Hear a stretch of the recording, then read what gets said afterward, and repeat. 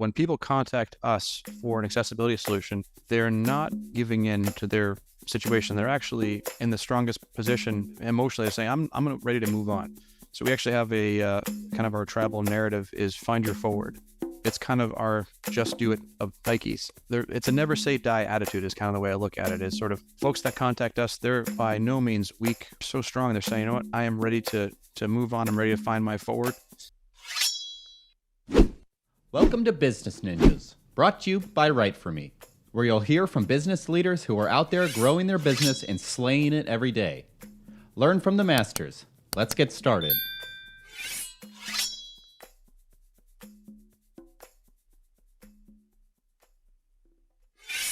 Hey everybody, welcome back for another episode of Business Ninjas. And we're today with Justin Gordon. He's the CEO of Amramp Accessibility. Justin, welcome to the show.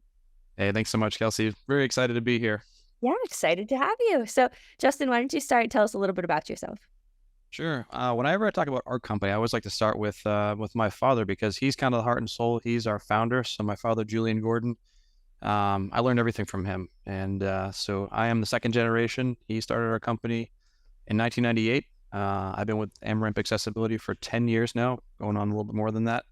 And he's a phenomenal guy that invented our core product, decided to franchise later on. And I'm just blessed to be able to carry forward and keep growing our business.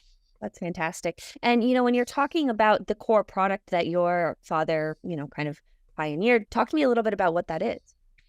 It's a modular wheelchair ramp system. So at Amramp Accessibility, we do more than just ramps, but that certainly was the original product that we started to help provide folks with that accessibility to get out of the homes that they love. So basically retrofitting houses, the ramps go right over the existing stairs. We rent them, we sell them, and just helping people kind of get back to participating in their lives. Interesting. So two different questions. One, I'm gonna start with the ramps and then we'll dive into some of the different products. You just said rented or owned. So it sounds like it could be a short-term use, maybe for a surgery or something like that, rather than a permanent fixture. Absolutely. Yeah. That's a big part of our business is being there to kind of meet people where their needs are. Certainly, folks that need to just have that temporary access.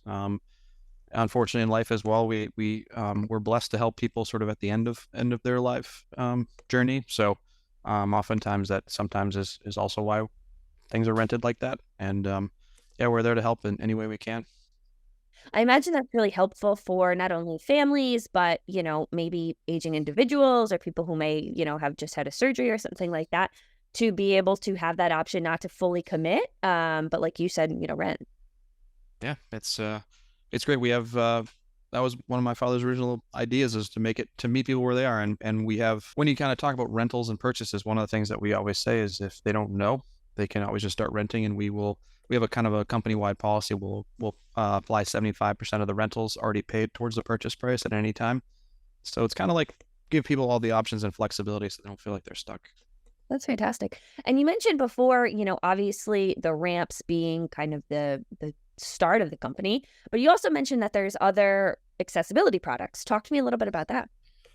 Probably the next biggest product is stair lifts, or some people call them stair glides. And so ramps kind of cover the safe entry and exit of the home, and the stair lifts will cover traveling up and down stairs. So really just helping everybody kind of stay in the homes that they love is the biggest point we're trying to do here. And then we go on to other things, grab bars, other kinds of just, some franchise locations do full home renovations or home accessibility modifications. We do wheelchair lifts in some cases. So just anything really we can do to kind of help people stay in the homes that they love.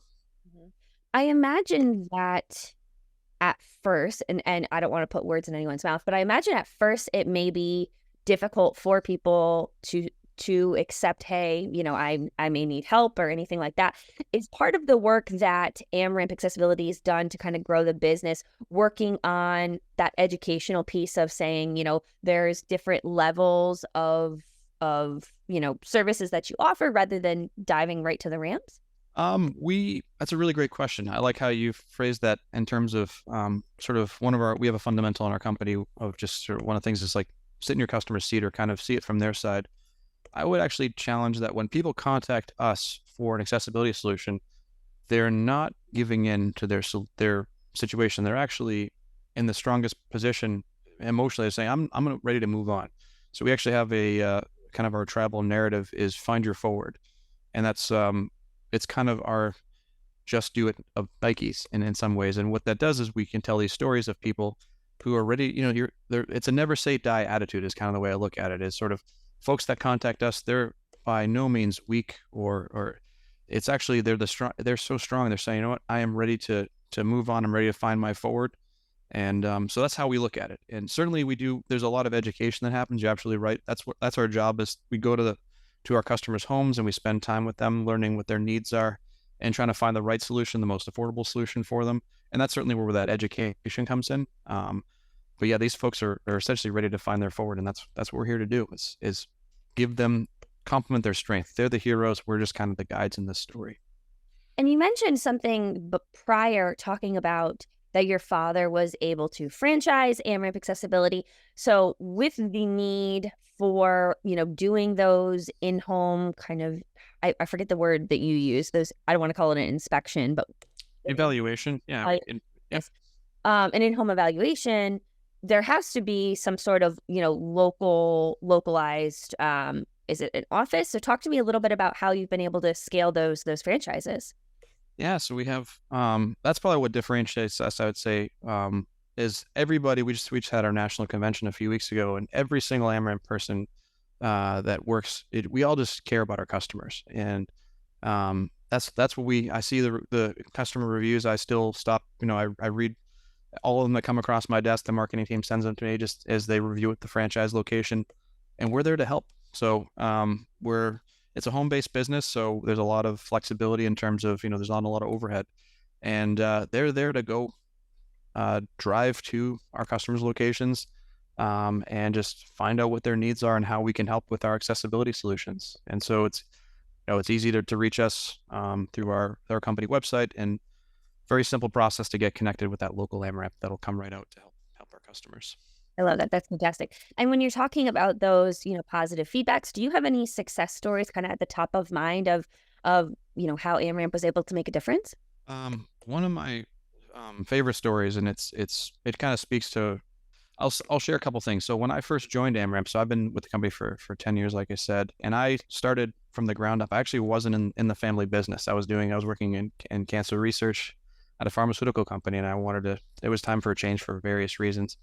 To help my family mostly. And I worked as an installer for a year and a half in the field to learn what we did. And I worked through all the New England winters, and I really got to, my favorite part of that whole job was get to knock on the door after you built the ramp and, hey, Mr. or Mrs. Customer, come check out your ramp. And this is the first time maybe in weeks or months that this person has been able to get out of their house.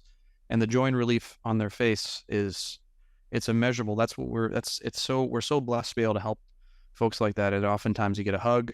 And so I really take that experience that I had with me every single day, even now as CEO. And so now I don't get to do that as often. I still like to get in the field every so often, just to kind of have that experience.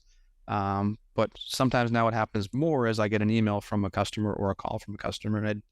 And maybe a couple of years ago, I got a call from a mom of a young boy who has a disability, and she ended up sending us a picture, and it was just amazing to see the smile on this young man's face as he kind of went up the ramp, and it's just a beautiful picture that I just have kind of burned in my brain. Is that's what we're here for? That's what we're here to do, and just kind of see a smile on his face that he's able to kind of participate in the world, and so yeah, I try to really have that connection that's what we're here to do, and I'm just very blessed to be able to do that. I think that's fantastic. That's a great story. So, Justin, we've talked a lot about the growth that you and your father have both contributed to Amramp Accessibility. Talk to me a little bit about, if you're able to, any plans for the future, any new products, anything that you can share for what's on the horizon. Yeah, so my father started our company in a very small building in South Boston, one of the last industrial complexes as of a few years ago, and we kind of expanded over time into these smaller buildings next door, and it got to be where we couldn't keep up with demand for production of our products. So we're a franchisor that supports our franchisees across the country. We also manufacture that core product, the wheelchair ramps, and we kind of hit a capacity constraint. And so a couple of years ago, I moved our whole company and factory to Randolph, to basically a factory that's 6 times the size of where we started. And so since then, we've upgraded our paint system to an automated paint line last year.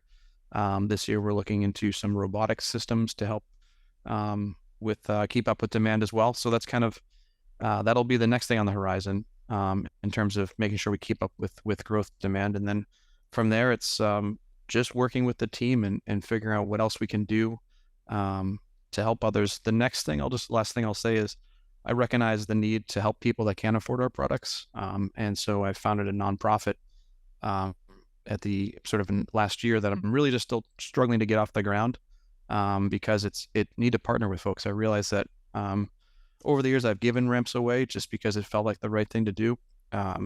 It's hard to do sustainably for us as a company. We're not as profitable as that's maybe a misconception in some ways. Is we're here to help people. We have to be profitable just to have a sustainable business, but it's not like there are more profitable businesses to be in. That kind of speaks to the people at Amramp. Is we're here to help.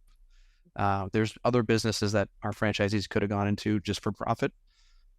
So anyway, so I formed this Amramp Cares nonprofit to kind of partner with organizations to figure out how we can provide ramps for folks who can't afford them. And within the next week, I have one going in. I'm very excited in our backyard. So we worked with our local bank, South Shore Bank, to fund this thing. And so that'll be one of the first examples of this happening. So very, very excited for that. That's fantastic. And, you took the words out of my mouth. Our followers know that common misconceptions is one of my favorite questions to ask. So I appreciate you diving into that already. And, I think it's really that impactful that you're really able to provide that support to, like you said, people who may not be able to afford the needs that they have. Yeah. Thank you. It's something that I'm still trying to figure out how to do it because that is sort of my next. In a way, it's a small thing, but it's a big thing. Is like, how can we work with organizations to make sure anybody that needs a ramp, get a ramp? Because that's really an extension of our mission. So more to come on that. I think I'm very excited to really be focusing on that in the next many years. That's fantastic. Well, Justin, as we start to wrap up our conversation, is there anything that you want to leave our listeners with, whether it be advice, anything about Amramp accessibility, common misconceptions, again, the future, anything you want to leave our listeners with? Certainly looking for help with Amramp Care. So if people would like to contribute to that, certainly contact me. And that's, they can be a part of this. We have people who can actually come and install ramps. We help give away a ramp, and you get to experience that golden moment of just doing something good for our community. So that's one thing. Advice is just listen. I think listen and find the solutions that people need, and just find. You hear it, pay it forward a lot in life, and if you're looking for a business that provides that fulfillment more than just profits, and you want to make sure you have a business that can support you and your family. But if you have something that really has a purpose, that can connect people, like what you're doing with your podcast, which is amazing, that's a purpose. Like having something beyond you. I'm so glad I'm doing what I'm doing, and there's tons and tons of organizations out there that do that kind of stuff, and just plan your life around something that has purpose, right? That's fantastic. Well, Justin, like I said, this has been a terrific conversation. I appreciate you sharing about the nonprofit, all the work and scaling that Amramp has done between your father, between you, the growth. I think this was a terrific conversation. I really appreciate you being on Business Ninjas today. Thanks so much, Kelsey. Appreciate you. Thank you. Yeah, great to have you.